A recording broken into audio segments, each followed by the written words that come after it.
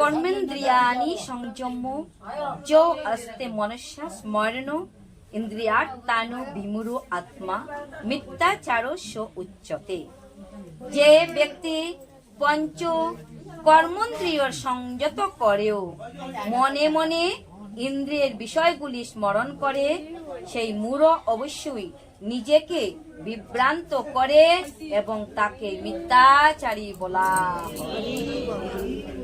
পঞ্চ কর্মেন্দ্রিয়, এখানে 5টি কর্মেন্দ্রিয়ের কথা বলেছেন। 5টি কি কি? চক্ষু, কর্ণ, নাসিকা, জিহ্বা, ত্বক। এই হলো 5টি কর্ম ইন্দ্রিয়কে সংযত করে মনে মনে ইন্দ্রিয়ের বিষয়গুলি স্মরণ করে। কোন ইন্দ্রিয়ের কি কাজ, কোন ইন্দ্রিয়ে কি করে, সেই মূঢ় অবশ্যই নিজেকে বিভ্রান্ত করে, নিজেকে ভুল পথে পরিচালিত করে। এই জন্য তাকে মিথ্যাচারী বলা হয়।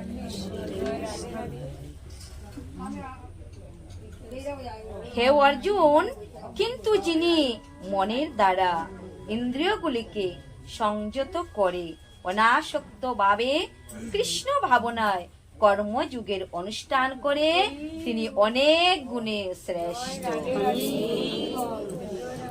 তিনি অনেক গুণে শ্রেষ্ঠ। উশৃঙ্খল জীবন যাপন অভোগ তৃপ্তির জন্য বন্ড সাধুর জীবন অবলম্বন করার পরিবর্তে স্বকর্মে নিযুক্ত থেকে জীবনের প্রকৃত উদ্দেশ্য সাধন করা বহু গুণে শ্রেষ্ঠ। বন্ডামি করার চাইতে কর্ম করে জীবন যাপন করা অনেক শ্রেষ্ঠ। যা হচ্ছে জড় বন্ধন থেকে মুক্ত হয়ে ভগবানের ধামে ফিরে যাওয়া। প্রধান যে অর্থাৎ জীবনের প্রকৃত স্বার্থ হচ্ছে শ্রী বিষ্ণুর শ্রী চরণার বিন্দের আশ্রয় লাভ করা। সমগ্র বর্ণাশ্রম ধর্মের পরিকাঠামো তৈরি হয়েছে আমাদের সেই চরম লক্ষ্যে পৌঁছাতে সাহায্য করার জন্য। কৃষ্ণ ভাবনায় উদ্বুদ্ধ হয়ে কর্তব্য কর্ম সাধন করার মাধ্যমে একজন গৃহস্থ সেই গন্তব্যস্থলে পৌঁছিতে পারে। হইব। এখানে কি বলছে?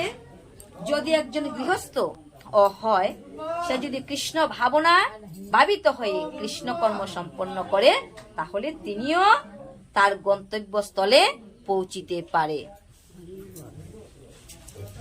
আত্ম উপলব্ধির জন্য শাস্ত্রের নির্দেশ অনুসারে সংযত জীবন যাপন পূর্বক নিরাসক্ত ভাবে কর্তব্য কর্ম সম্পাদন করার মাধ্যমে উন্নতি সাধন করা যায়।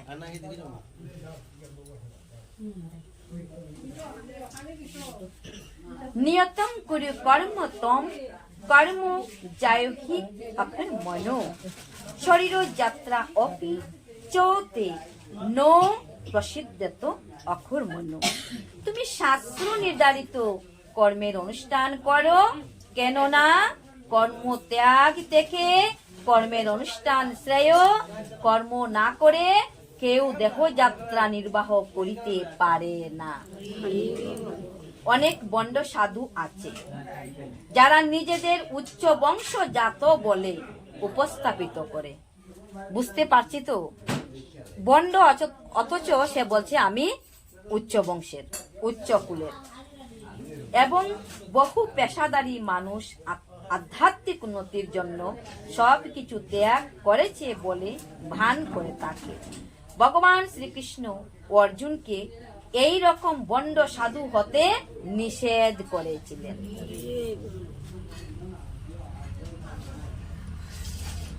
তিনি তাকে শাস্ত্র নির্ধারিত ক্ষত্রিয় ধর্ম পালন করতে উপদেশ দিয়েছিলেন। অর্জুন কি ছিল? ক্ষত্রিয় ছিল। তার কর্ম কি ছিল? যুদ্ধ করা, দেশকে রক্ষা করা। অর্জুন ছিলেন গৃহস্থ ও সেনাপতি এবং তাই শাস্ত্র নির্ধারিত গৃহস্থ ক্ষত্রিয়ের ধর্ম পালন করাই ছিল তার কর্তব্য। এইভাবে ধর্ম পালন করার ফলে জড় বন্ধনে আবদ্ধ মানুষের হৃদয় পবিত্র হয় এবং তার ফলে সে জড় কলুষ থেকে মুক্ত হয়। দেহ প্রতিপালন করবার জন্য তথাকথিত ত্যাগ ভগবান কখনোই অনুমোদন করেননি, শাস্ত্রেও তাদের স্বীকৃতি দেওয়া হয়নি। সর্বোপরি জীবন যাপনের জন্য মানুষকে কর্ম করতে হয়।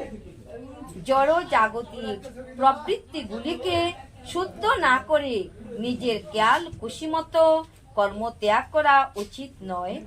এই জড় জগতে প্রত্যেকেরই জড় প্রকৃতির উপর কর্তৃত্ব করবার কলুষময় প্রবৃত্তি অবশ্যই আছে, অর্থাৎ ইন্দ্রিয় তৃপ্তির বাসনা আছে। এই ধরনের কলুষময় প্রবৃত্তিগুলিকে পরিশুদ্ধ করিতে হবে। শাস্ত্র নির্ধারিত উপায়ে তা না করে কর্তব্য কর্ম ত্যাগ পূর্বক এবং অন্যের সেবা নিয়ে জীবন ধারণ করে তথাকথিত অতীন্দ্রিয়াবাদী যোগী হবার চেষ্টা করা কখনোই উচিত নয়। বলো কৃষ্ণ প্রীতি প্রেমানন্দে। হরে কৃষ্ণ কৃষ্ণ কৃষ্ণ হরে হরে, হরে রাম রাম রাম হরে হরে। শ্রীমদ্ ভগবদ গীতার 3য় অধ্যায় 8 নম্বর শ্লোকে এখানে বিশ্রাম। পাঠক এখানে আছেন, তিনি পাঠ করবেন। বলো কৃষ্ণ প্রীতি প্রেমানন্দে।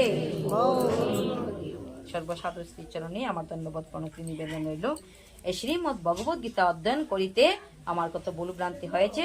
সাধুগুরু বৈষ্ণবগণ, আপনারা আমাকে বা আমার মতো অধমকে আপনারা নিজ গুণে মার্জনা করিয়া দিবেন।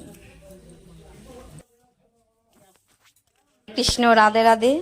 সকল ভক্তদেরকে আন্তরিক প্রীতি ও শুভেচ্ছা জানিয়ে আজকের জন্য এই স্থানেই আপনাদের নিকট থেকে বিদায় নিলাম। সকল ভক্তবৃন্দগণ ভালো থাকুন, সুস্থ থাকুন। এই মধু